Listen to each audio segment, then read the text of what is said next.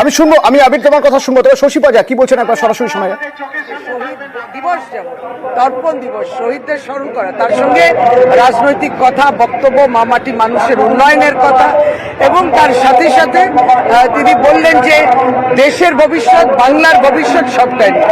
আগামী 26 তারিখ দিদি দিল্লিমুখী হচ্ছে নীতি আয়োগের মিটিং, বাংলার প্রাপ্য সবটাই নিয়ে তো বাংলার লড়াই। বাংলার বারবারই প্রমাণ করছে তৃণমূল কংগ্রেস, বাংলার মানুষ প্রমাণ করছে যে তৃণমূল কংগ্রেসের প্রতি তাদের সমর্থন, আস্থা রয়েছে।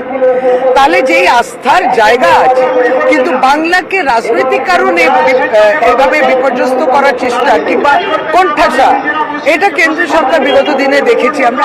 আগামী দিন এই নতুন মানে ইউনিয়ন গভর্নমেন্ট কি করবে সেটাও আমাদের দেখতে হবে, কিন্তু এই বঞ্চনা তো চলতে পারে না। সবটাই নিয়ে সামগ্রিক দিদি বলবেন, এবং বলছিলেন গতকালকে শ্রী অখিলেশ যাদব সমাজবাদী পার্টির এবং আমাদের ইন্ডিয়া জোটের অত্যন্ত গুরুত্বপূর্ণ নেতা, তিনিও আসবে, ফলে একটা ইন্ডিয়ার প্রতি একটা বার্তা, সবটা নিয়ে আমরা এই প্রত্যাশায় রয়েছি। সেক্ষেত্রে গত বছরের লক্ষ্য ছিল 2024 লোকসভা ভোট, এবছর আগামী লক্ষ্যটা কি? দিদির শশী পাজা সরাসরি ছিলেন। তার